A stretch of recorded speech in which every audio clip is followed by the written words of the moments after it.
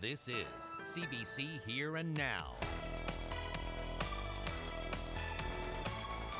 Good evening and welcome to Here and Now. I'm Carolyn Stokes.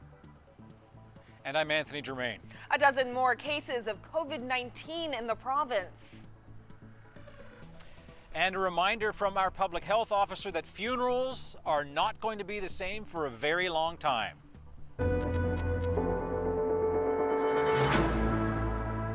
We have more cases of COVID-19 to tell you about tonight. The Chief Medical Officer of Health announced 12 new cases, bringing the total to 195, and 3,200 people have been tested in total. Now, when it comes to cases, we have some of the highest rates in the country, but one of the lowest rates of testing. And there are some people who think they may have the virus, but are told they can't get tested. Here and Now's Peter Cowan has been digging into this story. He's live tonight. So, Peter, what are officials saying about testing? Well, on average, we're testing about 200 people a day. It goes up, it goes down. The World Health Organization has said testing is one of the keys to understand where the virus is and make sure you can fight it. Places like South Korea that are widely seen as being successful have done a ton of testing. So who's getting tested here? Well, today the health minister insisted that if you go into your doctor and you have the symptoms, you will get testing. Here's what he had to say. Anybody currently who presents with their family doctor with an influenza-like illness, other symptoms to which you refer, would automatically get a COVID test on their ILI panel. But that's not actually happening. In fact, I've spoken to several people who have the symptoms, and one, for example, saw a doctor. The doctor said they believe that she probably has COVID, but when she went to public health to actually get a test, she was told you don't meet the symptoms.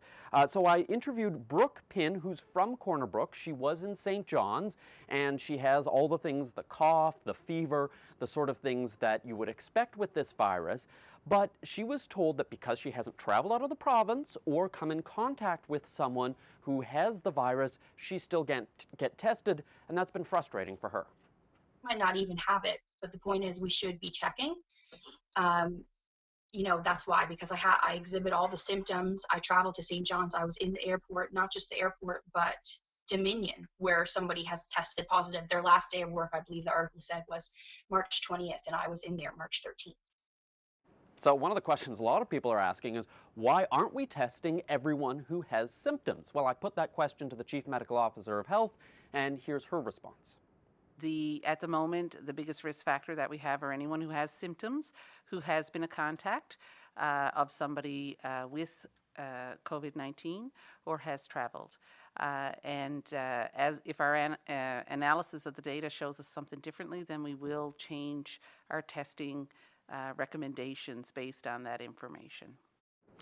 One thing that is important to point out here is if you do test positive, the actual treatment for this doesn't change. You still stay at home. You're told to not go outside, which you shouldn't if you have any of the symptoms anyway. And there isn't actually any sort of drugs or anything specific that they would give you, Carolyn. But what people are saying is they'd like to at least know so that they can do things like contact tracing so that other people can be told to isolate as well. Thanks so much, Peter. That's Here and Now's Peter Cowan reporting live.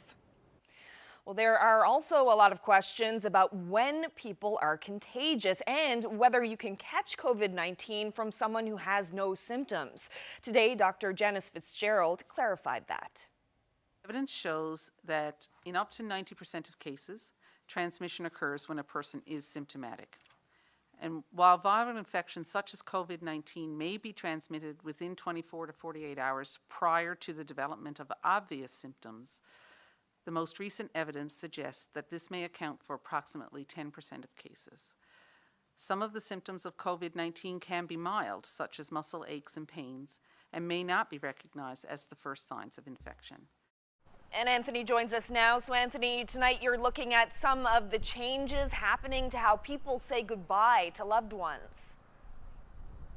Well, during the pandemic, Carolyn, life goes on and so does death, and all the rules about funerals have completely changed. Now only 5 people allowed at a burial, but for one family in Clarenville, they wanted to have a farewell for their daughter that everybody could participate in, and they have given here and now their permission to talk about the death of Megan Warren.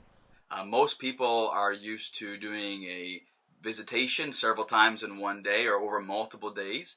But now, with the new regulations, a lot of the family together aspects of a funeral, even visitation-wise, has been eliminated because of the possible spread of the COVID-19. So a lot of aspects have changed in regards to the service.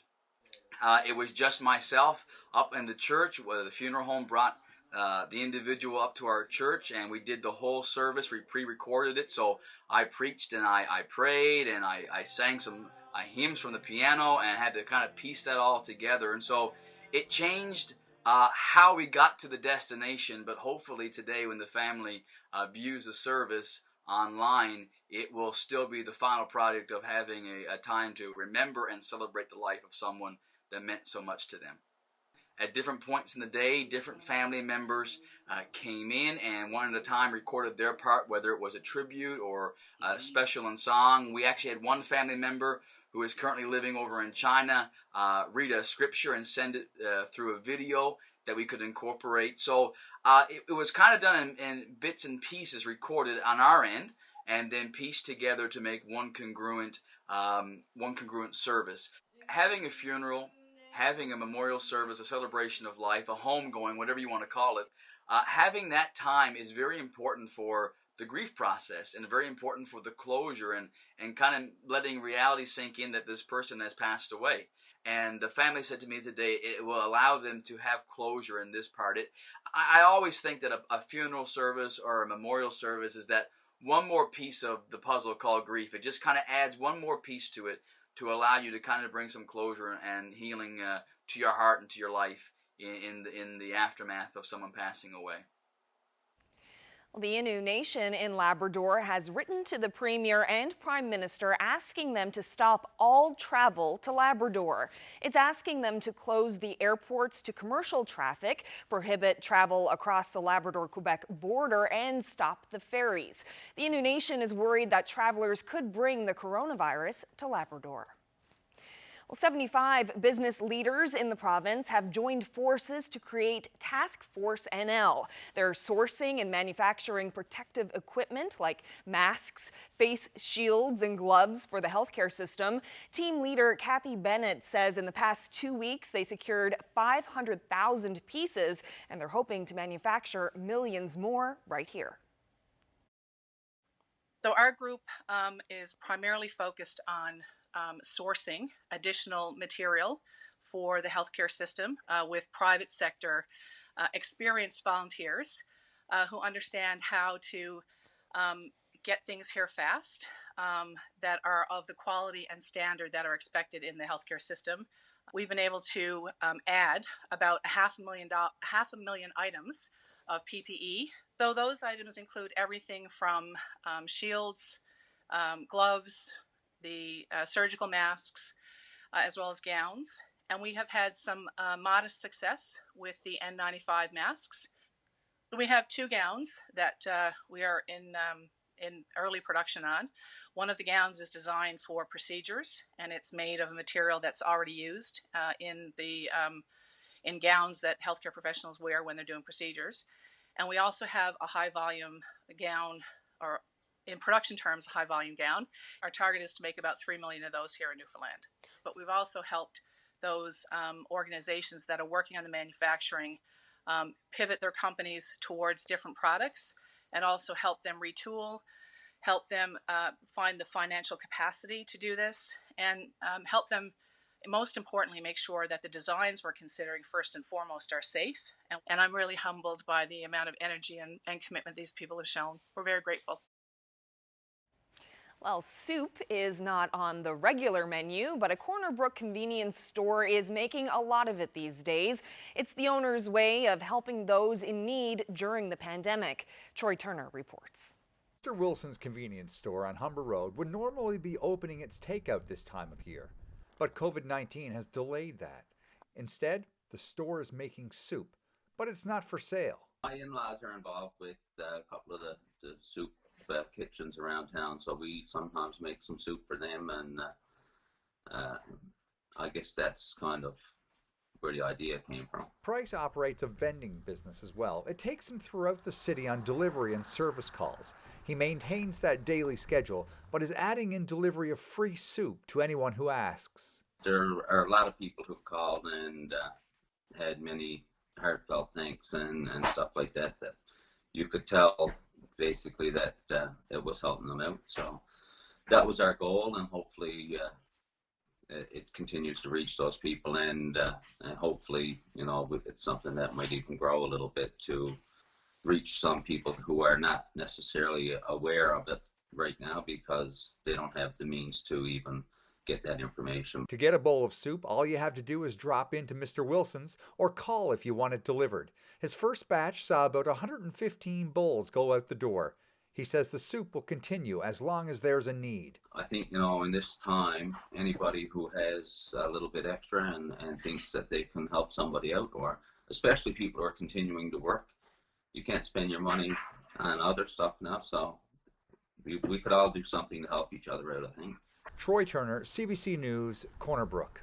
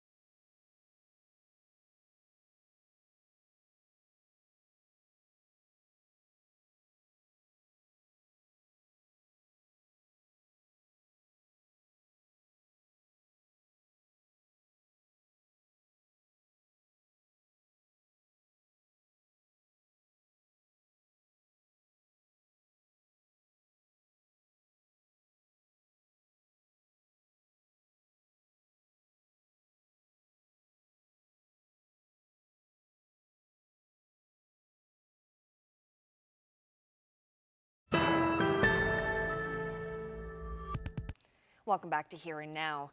Well, police in St. John's are investigating a fatal stabbing. A 20-year-old man has died in what police believe to be a homicide. He was found bleeding on Sunset Street near Della Drive in the Goulds. He was taken to hospital where he was pronounced dead. Police say they're trying to figure out if the attack was random or targeted. Police are canvassing the area for witnesses or anyone that has security or dash cam video. Well, it's been 3 weeks since the first case of COVID-19 was confirmed in the province, and life as we know it changed. Well, today, Anthony went around St. John's looking at some familiar sights that now look quite different. Well, another strange but essential thing during this pandemic, getting gasoline. So at the station, you got to make sure now to wipe off the nozzle and everything before you use it. Make sure that everything's clean. And then, of course, you go to fill up. The strange thing, you think about the economy, we all know that with oil under $25 a barrel, this is absolutely killing the Newfoundland and Labrador economy. On the other hand, gasoline hasn't been this cheap since March of 2001. One of the surreal features of this pandemic are shopping malls, which normally should be busy. Parking lots are empty, the stores are closed, very few people around. And then there's the buses. They're pretty much empty as well, but even when people show up, only 9 are allowed on them. So Sophie, tell me about your artwork there. How'd you end up doing that? So we used some acrylic paint from just the dollar store, and we used tape to fill in the triangles. And me and my brother did it with our parents, and yeah. I hope it makes people feel better if they're feeling a bit down because of all this. So, okay, and how are you doing? I'm doing good, yeah. Right. Are you guys baking a lot? Yeah, we're making a lot of homemade bread, and we delivered it to some of my friends actually yesterday. Okay, so everyone's gonna get a little fatter during this pandemic, I think. Yeah. We're going on a lot of walks, so that's good, I guess. So hundreds of houses across the province, you've got children making rainbows, but it's not just kids, also some well-established businesses.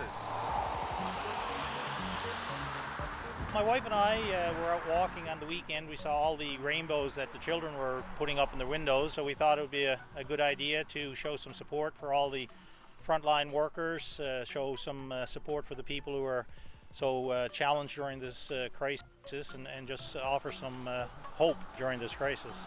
People are stopping, taking pictures. Our branches have seen it on social media, and they've taken up the challenge. Each branch is trying to outdo their other branch, and you know, a lot of positive feedback on social media for the words of hope and encouragement, so it's been nice. Well, even here at Kitty Vitty Lake at lunch hour, you normally would see a lot of people running here, getting their bit of fitness and their physical activity, but nothing's really normal here at Kitty Vitty during this pandemic. The rower.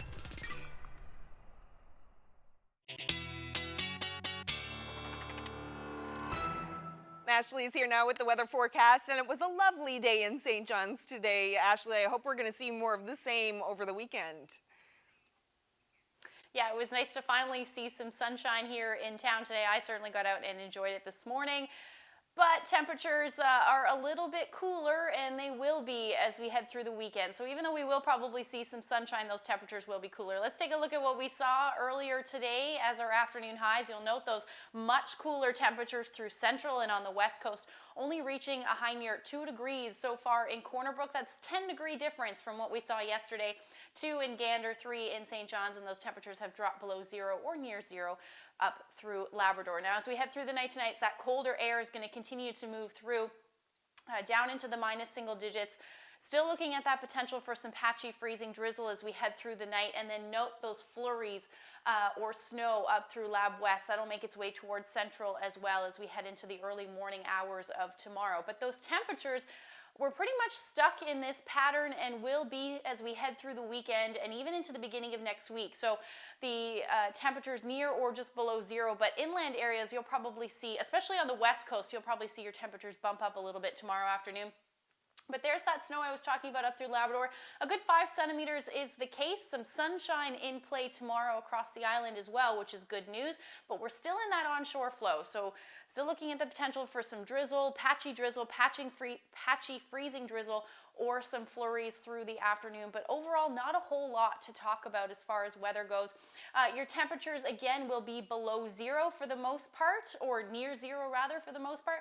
0, 1, 2, 3 degrees through the day. The winds will be noticeably lighter tomorrow afternoon, which is good news. In the morning, they'll be a little breezy, and then they should ease for the east. -1 for St. Anthony. Again, inland areas on the west coast, temperatures will probably bump up to the mid-single digits. And then hovering around 1 for Lab City, -4 for Happy Valley Goose Bay, and then again another sunshine day for Nain with your high near -9. Now into tomorrow, or into Sunday rather, we're going to see a ridge of high pressure move in, and that's going to keep things sunny for the majority of Labrador through the afternoon, keeping that chance of flurries in for Lab City. But that ridge of high pressure will start to sink a little bit further south. So we should see a little bit more sunshine in play through the day. And as we head into Monday, that's when we'll start to see that flurry activity move back in for the northern peninsula. So temperatures, again, not moving much from what we're going to see on Saturday, but plenty of sunshine up through Labrador, -1 for Happy Valley Goose Bay and -2 for Lab City. So just before I wanted to share you this photo. This little guy's determined to make that shot in Corner Brook. Connie sent us that great shot there. Thank you so much for sending that in. And if you have any weather photos of you, whatever you're doing in these days, let us know. Send them to nlphotos@cbc.ca. Yeah, that little guy is definitely looking forward to spring. Thanks, Ashley. We'll see you on Monday. For sure.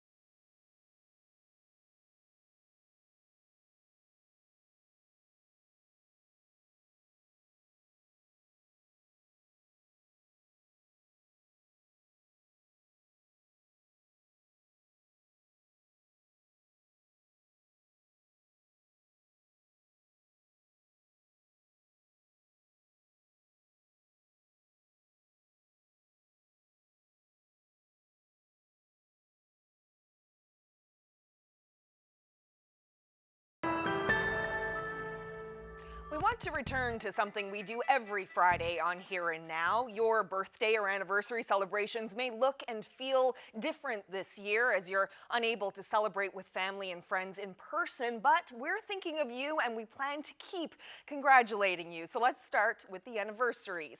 Happy 53rd anniversary to Albert and Dina Coombs. Happy 50th to Louis and Kathleen McNeil. Happy 51st to Don and Merle Gillespie. Happy 50th to Jerry and Julia Squire. Donald and Joan Hannum celebrated their 66th anniversary this week. Happy 59th to Harry and Dora Coos. Don and Mildred Wells are celebrating their 50th. Happy 50th also to Barb and Chris Murphy. Fred and Nita Pond are celebrating their 53rd anniversary. Happy 55th to Golda and Francis Young. Happy 59th to Herbert and Mildred Park. Happy 50th anniversary to Larry and Ruby Bentley. Winston and Evelyn Hudson are also celebrating their 50th. Happy 56th to Leah and Eugene Warren. And it's the 50th anniversary for Felix and Rita Hackett. Happy 65th to Sterling and Lizzie Hopkins. Happy 50th to Betty and Willard Sr. of Red Harbor. Happy 57th to Donald and Sandra Uden.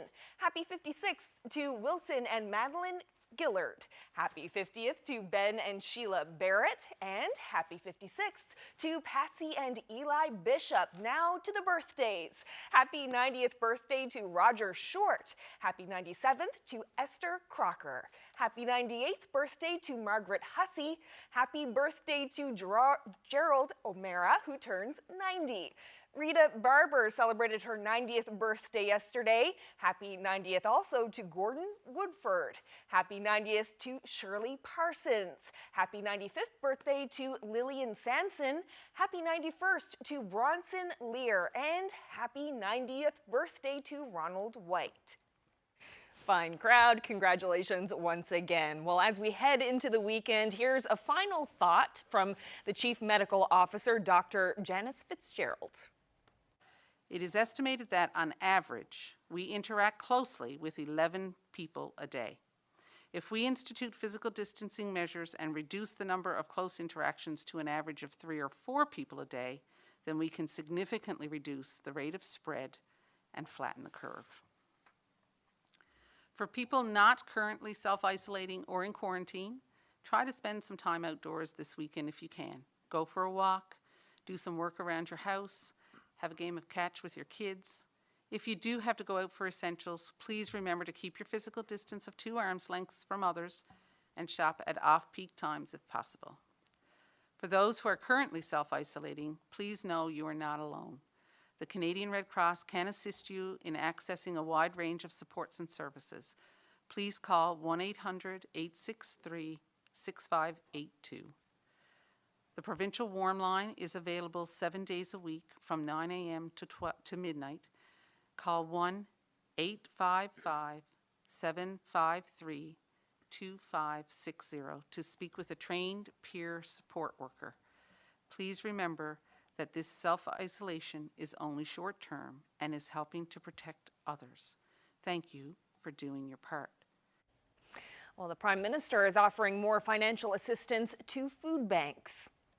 The government will provide $100 million to meet the urgent food needs of vulnerable Canadians, including those living in Indigenous and Northern communities. The money will go to support organizations including Food Banks Canada, the Salvation Army, Second Harvest, and more. In addition, low and modest income Canadians will have access to the new $300 GST credit assistance program starting this month. And in response to a request from Quebec, Ottawa has authorized military assistance for isolated northern communities dealing with the pandemic. And with schools closed, it seems some teachers miss their students. You got a friend in me. School has been out since March 13th because of the coronavirus, and the teachers at Holy Trinity wanted to show their students how much they're missed. So they created this video and posted it to YouTube. Students learned yesterday that all final and public exams are canceled for the year. So we'll leave you tonight on this lovely message. Thanks so much for joining us. Have a great weekend. Next, CBC News from Nova Scotia. Destiny, 'cause you got a friend in me. Yeah, you got a friend in me.